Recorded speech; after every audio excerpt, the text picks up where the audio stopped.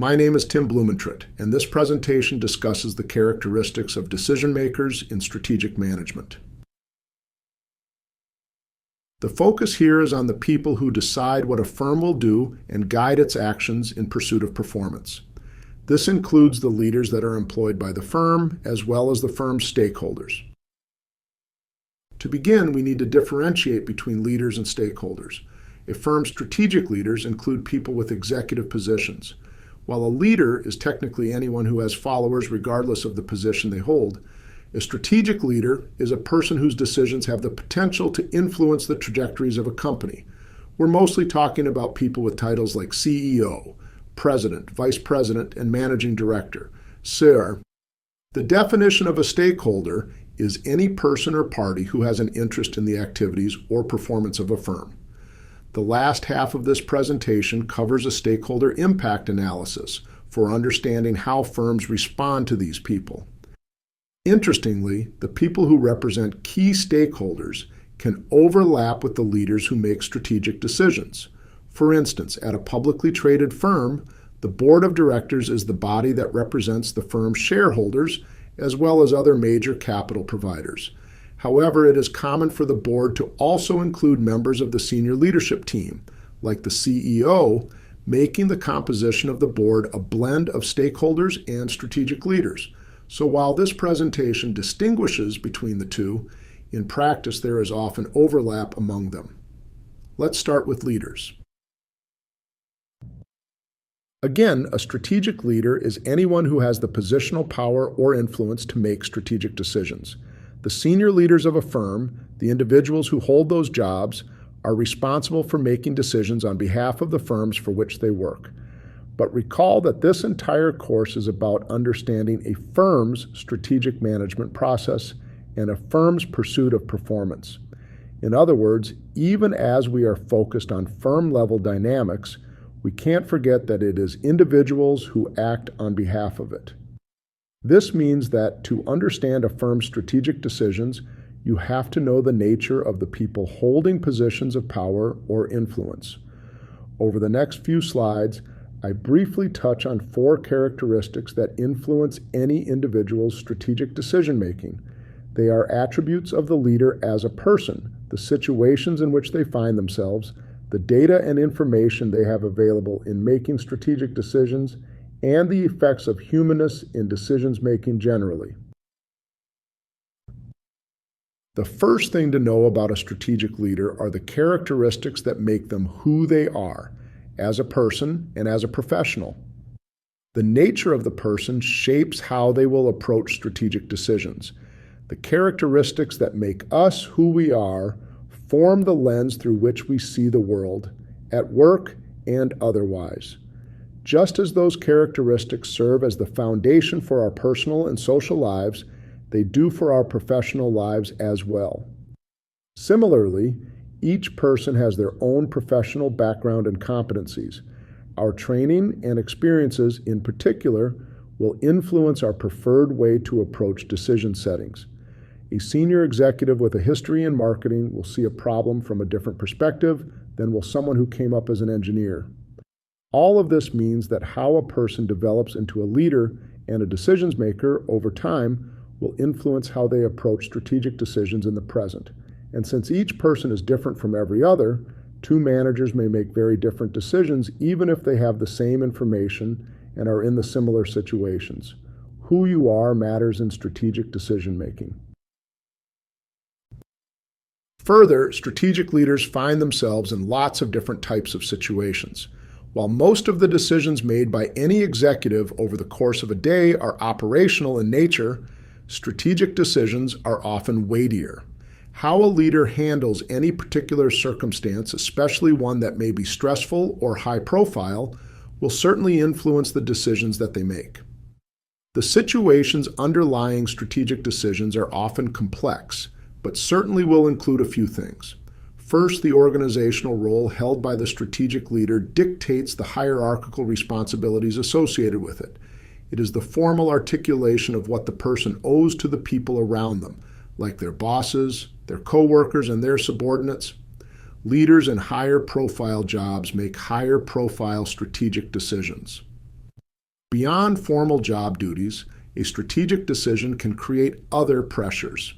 Decisions that may impact a significant strategic goal have ramifications for people outside a hierarchical path, like customers and suppliers, and are political in nature, will require even more nuanced and insightful responses. Next, strategic decisions should be based on solid data that is expertly analyzed to produce information, from which are drawn insightful conclusions. Since strategic decisions are typically complex, gathering good data is a vital start. But even knowing what you know is a trick. The data that we already have in our hands is easy. It takes time and effort to gather data that you can know, but don't now. Then there is data that you can't know, but have to assign probabilities or simply take guesses. The most dangerous data is the unknowns, which are data that you don't know that you don't know. Once data is captured, it becomes information through analysis. Turning raw data into information requires filtering data so that you are concentrating on the most important elements and then making sense of it through statistical analysis or other forms of interpretation to find the meaning in the data. Last, decision makers draw conclusions from the information. This is the step where data becomes meaningful intelligence as seen by the decision maker that can be applied to the decision at hand. While seemingly rational and straightforward, these three steps are often a tripping point. They require the decision maker to have access to good data, to put in the effort required to assemble it, and to have the training and smarts to see through the data. Further, leaders almost always work with other people when making strategic decisions. So integrating various viewpoints is also an integral part of good decision-making. Last, all leaders, regardless of how experienced, smart, and savvy they are subject to human limitations on decision-making. Herbert Simon, a famed psychologist and economist, coined the terms bounded rationality and satisficing. Bounded rationality means that while we strive to be rational, our ability to do so is limited. The limitations arise because of our inability to gather perfect information or to perfectly analyze the information we have. Limits on the time we have to make a decision, and social pressures that we face when making decisions. This isn't to say that we are irrational, but that we fall short of being as rational as we hope to be. Sometimes we aren't even aware that these factors are playing a role. Relatedly, satisficing means that we are okay with good enough rather than stretching for the absolute best decision every time. Before Simon's work, studies on decision-making had always focused on how people might make the optimal decision, but it turns out that such a standard is mostly unrealistic. Instead, people make decisions based on the best that we can do, not the best, meaning that we satisfice rather than optimize. Simon's work formed the foundation for behavioral economics. Behavioral economics explores the ways that people approach decision-making in a way that accounts for our hopes and fears, our personal histories, and the pressures we face in everyday life. I've listed a few key concepts on this slide. Going through each of them is beyond the scope of this presentation, but I highly encourage you to look them up on your own. The big idea of this slide and the several that preceded it is to never forget that strategic decisions are made by individuals, even if the scope and ramifications of those decisions are organizational. Understanding how and why strategic decisions are made starts with understanding the people that make them, the situations they are in, the data they use, and how they process it. Let's now shift to stakeholders. In strategic management, stakeholders play the important roles of establishing a firm's goals and monitoring its performance. An easy definition of a stakeholder is any person or entity that has an interest in the activities, investments, and performance of an organization. Said differently, a stakeholder is a person or an entity that has a powerful voice in the decisions made by a firm's executives. In addition, some stakeholders, such as shareholders and employees, also are the beneficiaries of a firm's performance and so have distinctly keen interests in its activities. The list on this slide provides a sample of external and internal parties that may qualify as a stakeholder for a particular firm. But with respect to any firm, not all of these parties may actually be stakeholders. There is a direct relationship between how big and important is a firm to the number and nature of parties who have an interest in it. A small business may only have a couple of stakeholders, like the person who owns it and its employees. Very large firms are likely to receive plenty of attention. In addition, stakeholders have varying interests in the firm, and the firm's leaders will pay more attention to some stakeholders than others. To understand how stakeholders influence strategic decisions, we can go through a stakeholder impact analysis. The first step in an impact analysis is to identify the stakeholders that are important enough to influence strategic decisions and the interests that the stakeholders hold.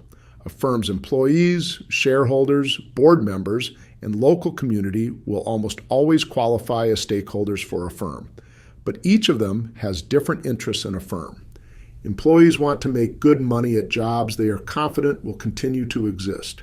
Customers want great products and services at reasonable prices. Shareholders want strong returns, and communities want firms that are positive contributors to their neighborhoods. This step considers what each stakeholder wants for itself. The second step considers how the interests of various stakeholders interact and possibly even compete with one another. The challenge that becomes apparent here is that a firm's strategic leaders will rarely, if ever, be able to completely satisfy all of its stakeholders, even those that are highly important to the firm.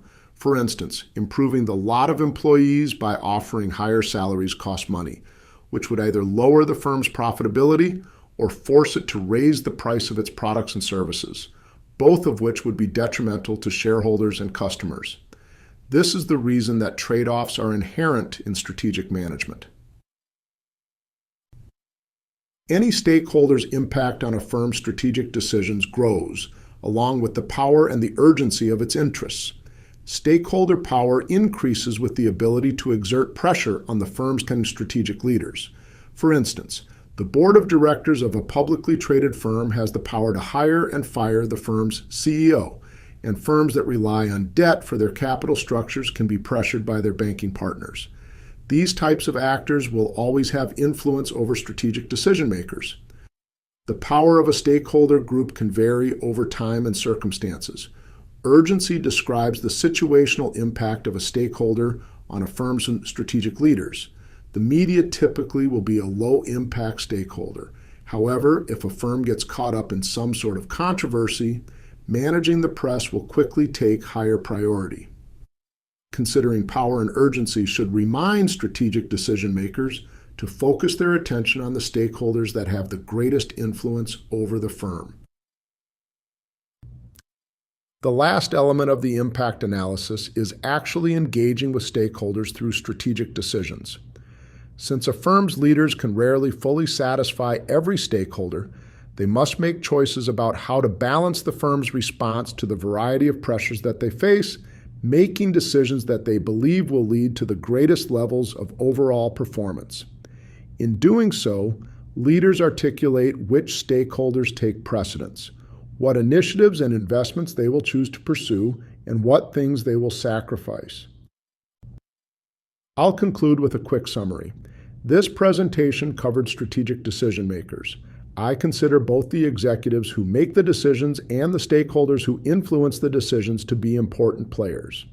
With respect to strategic leaders, it is essential to remember that each individual person approaches strategic decisions in their own way, based on who they are, the data and information that they have available, the situations that they are in, and their approach to decision-making.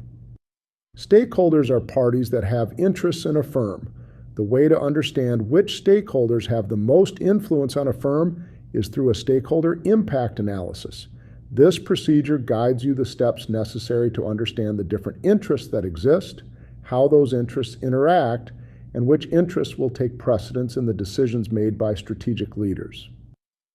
And that concludes this presentation.